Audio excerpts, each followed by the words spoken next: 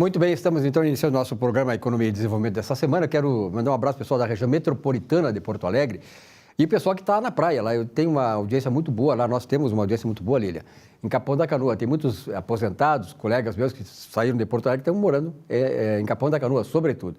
E a audiência muito bem, obrigado para todos vocês que enriquecem o nosso programa, dando essa audiência qualificada para o nosso Economia e Desenvolvimento. Aliás, temos muitas novidades que iremos anunciar para vocês, assim, à medida que as coisas forem se definindo e o tempo estiver colaborando para que nós possamos materializar essas nossas ideias, novos projetos que estaremos agregando aqui a nossa Grande Sul TV. A partir desse mês, fim do mês, aí nós estaremos também proporcionando a todos vocês uma nova roupagem, uma nova forma de fazer televisão, que a Poa TV passa a se chamar Grande Sul TV. E brevemente estaremos também em outras plataformas de divulgação da emissora. E aí, Lília, preparada para o carnaval? Preparada para o carnaval, apesar de que eu não irei pular carnaval, né? Mas a gente está sempre preparado. Eu digo que preparado para trabalhar, porque a gente também trabalha no carnaval, né? Ainda mais em São Leopoldo, que é carnaval fora de época, em março. Então, a gente não vive o carnaval em fevereiro. Aliás, falando em carnaval, né, eu sou de Uruguaiana, todo mundo sabe, né? Que eu sempre faço propaganda de Uruguaiana, né, Cassia? Tu é natural de onde, Cassia? São Borja, lá da fronteira também, né? O Uruguaiana é maior do que nós, mas quem tem mais fama somos nós. Historicamente, São Borja tem mais fama. É verdade. Mas, então, eu acho importante que tenha acontecido essa crise do Estado, né? Porque eu acho que o Estado não pode fazer muitas coisas, não pode fazer tudo, em primeiro lugar.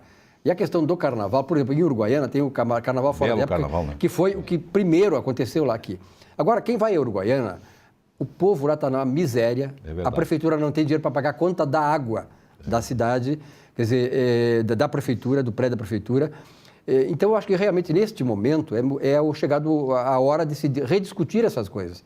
O carnaval pode ser uma tradição, pode ser uma festa popular, mas ele não pode também sugar recursos do Estado quando o Estado não tem condições de pagar o salário dos funcionários. Não é prioridade, né? Não é prioridade. Então, por mais que seja bonito e tal... E tem alguns que ajudavam muito o carnaval lá e estão presos. Tem muitos que estão presos. Né? Quer dizer, isso aí nem poderiam mais ajudar. Crise até no carnaval, né? Deu uma crise. Aliás, falando em preso, né? Eu me lembro assim, o carnaval do Rio, né? Tinha lá aquele Castor de Andrade, né? Que era o dono do Bangu. Presidente do Bangu. E que também fazia o carnaval, patrocinava o carnaval. Você cresceu a torcida do Bangu, né? Cresceu. O Cabral, lá no Bangu, exatamente. Então, eu acho que é momento de repensar a questão, como nós colocamos no comentário aí, temos falado com o Cassia, com as pessoas que vêm aqui. O Estado brasileiro não pode tudo. Nós somos acostumados, pela tradição, né, a achar que o Estado pode tudo. Veja-se que o Estado não pode hoje nem pagar o salário baixo, o salário medíocre dos seus funcionários. Nós chegamos nessa situação ao longo dessa história de governos irresponsáveis, a sociedade achando, né, parasitária, achando que o Estado pode dar tudo. O Estado não dá tudo, a não ser que haja uma fonte inesgotável de recursos. A economia em crise mostra que essa fonte inesgotável de recursos não existe. Então é preciso, aqui nós estamos com uma coach, daqui a pouco vamos falar com outra, a Samanta, que está aqui nos visitando. Então, na verdade, as coisas, elas precisam ser construídas. O Estado brasileiro foi mal construído em bases, em bases não sólidas e acabou desembocando nisso. Então, o carnaval não é prioritário. Eu acho que a Porto Alegre fez muito bem, o prefeito Marquesan, né, em eximir a prefeitura disso. Buscar outros recursos. Buscar outros recursos. E já conseguiram. Quer dizer, então, a questão não era a questão era, aqui, vai buscar outros recursos. E as empresas privadas podem, elas têm até isenções. Chamava a atenção, tão logo saiu que o prefeito não ia apoiá-los, eles estavam preocupados nos jornais o cachê, que já era uma cultura do cachê, mas o cachê não ficava bem claro para quem era, se era para trazer artistas, às vezes tem que se limitar à realidade local, mas esse carnaval de Uruguaiana promoveu a cidade, trouxe dividendos, trouxe a economia cresceu, porque às vezes em volta o carnaval me parece esse pequeno comerciante que vende pastel, cerveja, refrigerante, que vende tudo em volta. Quando vê, ele ganha um dinheirinho naquele mês ali que sustenta a família por 3, 4 meses. Então, o pequeno comércio é o que o carnaval ajuda, no meu entender. Sabe que falou em cerveja? Sabe qual é a cidade no Rio Grande do Sul que é campeã regional do consumo de cerveja? Não sei. Não, é São Borja. Eu já sabia. Aí tem Uruguaiana. É Uruguaiana. Tem um dado aí que foi que muita gente não sabe, mas Uruguaiana é uma das maiores cidades do nosso estado. É verdade. Está em torno de 140, 150 mil pessoas. Ela é maior que Bagé, muita gente... Né? Daquela região para cá é a maior cidade. Portanto, é a nossa capital. Quando eu vou lá, eu jogava num time lá, Palmeiras, depois que eu deixei de jogar futebol aqui, fui e jogava no Palmeiras, lá em Amador, lá em Uruguaiana. E os caras, claro, comemoravam antes e depois, né, com cerveja. Sim. E eu não bebo cerveja, eu tomo vinho, eu tomava água. Então, o meu nome lá é H2O. O H2O vai jogar aqui hoje. Fala o capital para não entender mal, capital da fronteira. Não achar que eu estou dizendo que é a capital. Pois é. Nardon Inácio, auditores e consultores. Aliás, falando em Nardon Inácio, auditores e consultores, o Nardon está no Paraná, visitando clientes lá. E este ano, a Nardon Inácio completa 50 anos de atividades na área de auditoria. Eu já falei aqui para vocês que a auditoria é uma coisa fundamental hoje para as empresas. Este rolo todo que deu na Petrobras foi exatamente por questão de auditagem.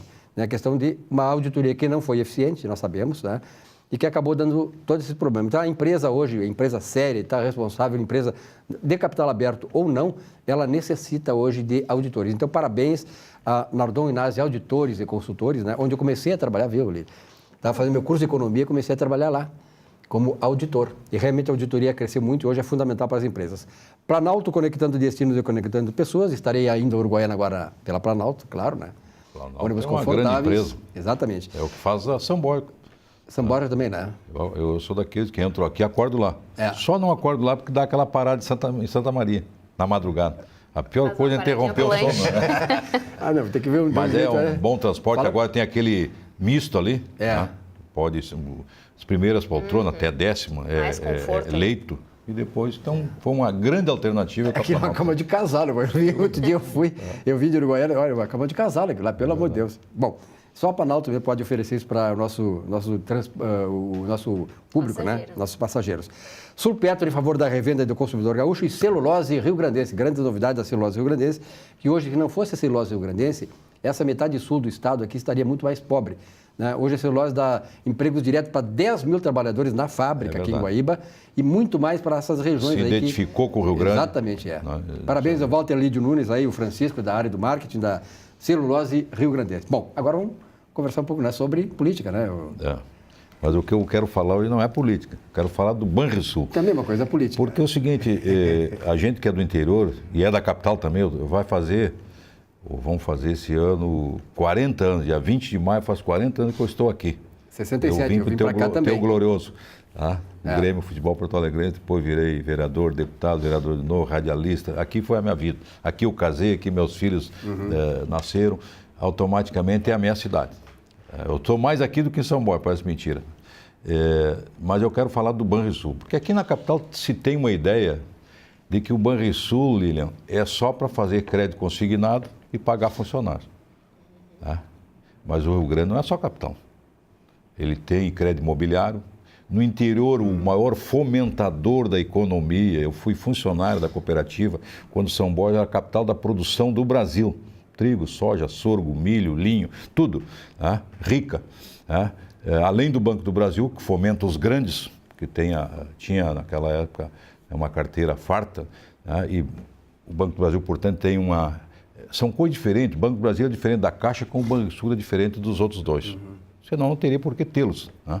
Automaticamente o Banrisul lá no interior é uma referência, porque ele que fomenta a agricultura, a pecuária e principalmente o micro, médio, né, e pequeno produtor. Lá está, ele tem linha de crédito, tem cartão, tem tudo. É um banco. Né? Se ele tivesse dando prejuízo há muito tempo, já teria fechado. Vamos ser bem claros. E uma coisa que eu aprendi na política, e conhecendo um pouco política, um pouco de economia, que eu fiz o curso de gestão. Se tu começa a vender aquelas tuas coisas boas, geralmente Estado, que nós temos visto na média, vende também as coisas boas. Ou seja, não adianta vender, quando se fala o Banrisul é do governo, não é do governo, é do Estado. É da sociedade. Exatamente. E segue a linha do Banco Central. Tem gente que pensa assim que o Estado pode ir lá e pegar o dinheiro a hora que quer porque o banco é do Rio Grande do Sul. Não, não é bem assim. Tem regramento do Banco Central. Tem que planejamento, tem que estabelecer normas, metas do Banco Central. Até os diretores têm que passar sobre avaliação para entrar no Banrisul, sobre o Banco Central. Então, lá no interior do Banrisul, se tiver uma grande festa, quem é que está? Banrisul. Feiras, aqui cada cidade praticamente tem uma feira, é o ano inteiro, feira do milho, feira da maçã, feira do, olha, é do trigo, é da soja, é do feijão, enfim, né? o Banrisul está lá. Ninguém está tão perto do pequeno, do médio e microempreendedor do que o Banrisul. Ele atende todos os segmentos da sociedade. Aí as pessoas que moram aqui no Porto Alegre, não é a crítica, mas a observação, eu vi isso no jornal. O Banrisul só serve para dar empréstimo consignado à minha esposa que trabalha no Estado. Não é, gente. Não é assim. Então, essa visão, essa viseira de que o Banrisul só dá crédito consignado, não é verdade. Tá? E não é obrigado a pegar crédito consignado. Vai ter que pagar juros igual, embora seja mais baixo, mas vai ter que pagar. Mas o mais importante, nós temos que tratar o Estado todo. Como é que ele atende o nosso Estado? Ele fomenta a economia do nosso Estado. É esse o aspecto. Então, passar para o Bradesco vai adorar. O Itaú, esses bancos privados vão adorar. Vai dar o retorno que o Banrisul dá para as comunidades. Né? Porque nós temos que botar uma coisa na cabeça, os governos vão passar. Os governos têm feito isso sucessivamente, o Estado continua na mesma, vende isso, vende aquilo, mas bota lá para pagar conta. O Banrisul não tem que ser entregue para o governo federal, nós pagamos muito para o governo federal, Nília. Aí nós vamos entregar uma joia rara dessa para o governo para pagar dívida, quando na realidade eles estão cobrando demais de nós, eles devolvem para os municípios em torno de 14% a 18% no máximo, e o resto eles ficam. Tá? Ou seja, não tem porque nós entregamos um patrimônio, diz que é o patrimônio dos gaúchos, para não se iludam, vai resolver a educação, a saúde, a segurança. Não vai resolver. Nós temos que achar outras alternativas. Né, até porque cada um no seu galho, cada macaco no seu galho. Ou seja, o Banrisul é para financiar, fomentar a nossa economia, que aí sim vai gerar maior ICMS, vai ter mais receita, vai crescer o PIB, porque nós temos uma agricultura fortíssima, nós vamos ter safras maravilhosas esse ano aí, de soja, milho, até o trigo. Eu sou da época do trigo, São Paulo foi rica com trigo. O Banco do Brasil financiava na boca do caixa. Eu fazia estatística e a pessoa só recebia se levava essa estatística. A estatística dizia o quê? Qual é o maquinário, se a terra era própria, tudo. Ele não poderia enganar. Chegava lá, ele só recebia se aquela estatística fechava. Quanto plantou de semente, relativo, se planta tanto de semente, é lógico que tu vai colher tanto, a não ser que tenha uma frustração de safra. Mas aí tem os agrônomos, ou tinham, não sei se ainda tem, mas deve ter, do Banco do Brasil, que iam na lavoura ver essa frustração. Então há um entendimento, não é assim.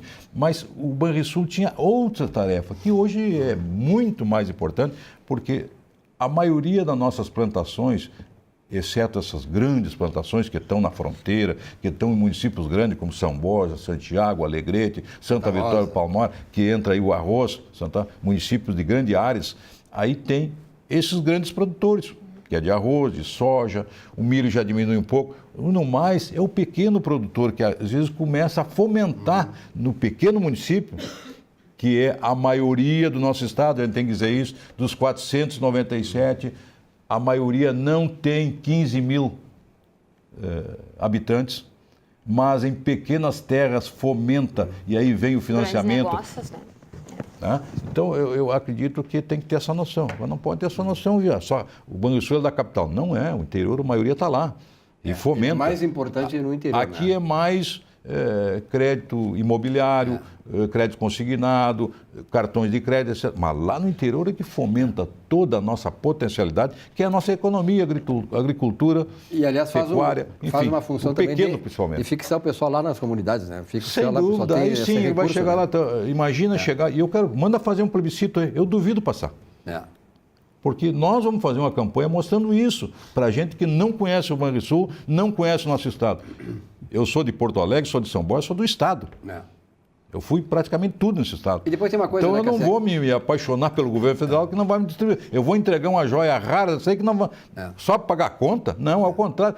Olha, se calcular essa dívida, capaz de nós termos crédito lá, pelo que nós já possibilitamos para a União, que não devolve ao nosso estado para o nosso crescimento.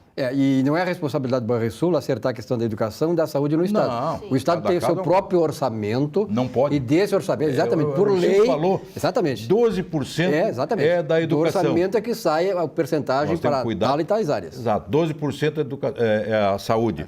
25% é o mínimo.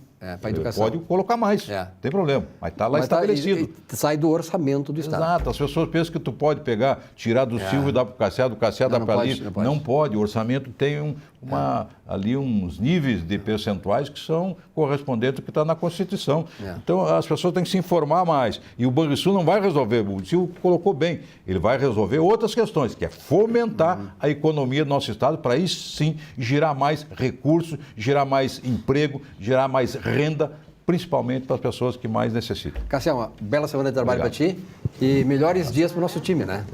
Então, agora perdeu 2 pilares do centro do campo. O Wallace e agora o Douglas numa lesão de 6 meses, ligamentos cruzados, coisa que eu tive. Mínimo 6 meses. É verdade. Um rápido intervalo, já voltamos.